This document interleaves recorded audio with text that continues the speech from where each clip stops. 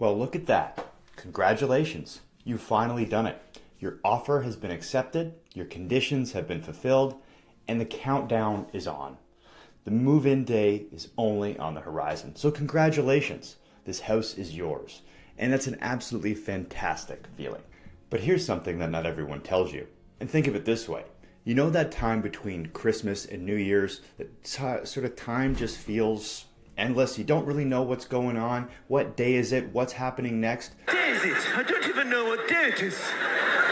Are the shops open? Do the shops open? Have the sales started? I don't know what day it is. Well, that's just like the period of time between when your offer firms up and when you actually pick up the keys and take possession of the property.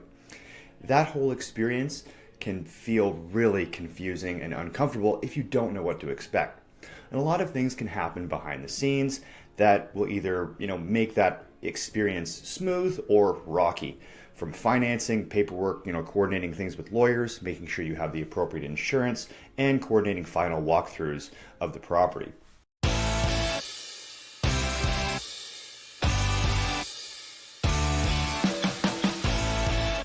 So if you're buying a home here in Durham region, whether it's in Oshawa, Bowmanville, Whitby, or maybe a rural community like up in Scugog, you want to ensure that you're well informed as to what your job is prior to closing so that whole experience goes nice and smooth. The first step in that process, now that you've firmed up that agreement of purchase and sale, is to coordinating all the documentation with all the important stakeholders in the process. That being your lawyer. They want to make sure that they have all the copies of all the appropriate documents that go along with that agreement. You want to make sure your lender has all the appropriate information, and your insurer, because you need home insurance before you can complete that sale as well. So will work with you and all those important stakeholders to ensure they've got all the information that they need in advance of the completion date. Keeping open communication is key, and that's the second thing we need to take control of in that upside down period between firming up and closing the sale.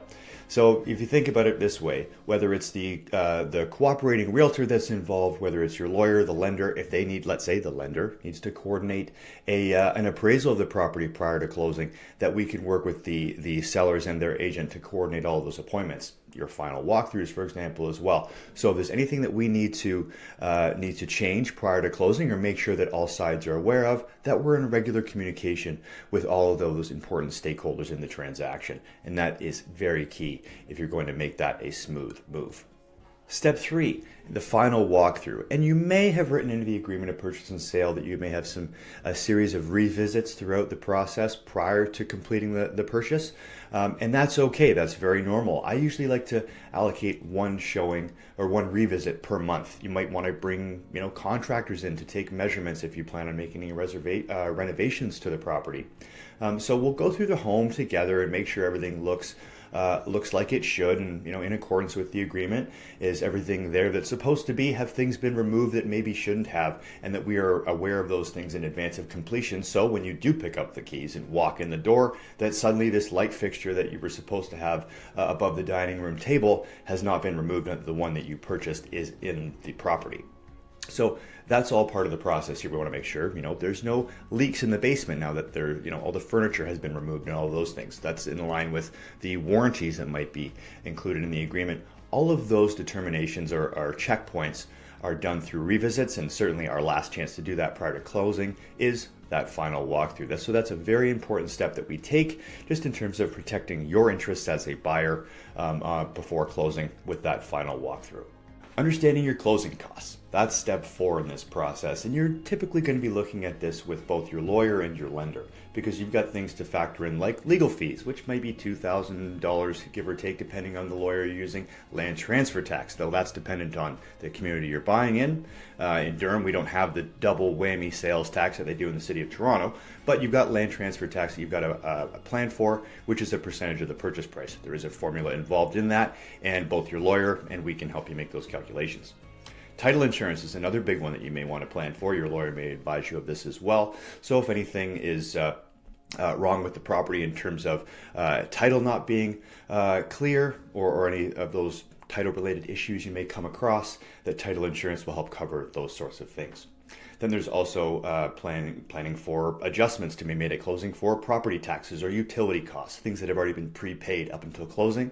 Let's say you're closing in the middle of the month and a certain amount of property tax will have already been prepaid by the seller, that you're going to pay them back some of that money that they've already been prepaid to account for your portion of the property taxes, as an example. These costs do add up, so you want to have a well-informed understanding of what those costs are and what you're going to need to bring to your lawyers when it comes time to sign the official documents and prepare to transfer funds to the seller.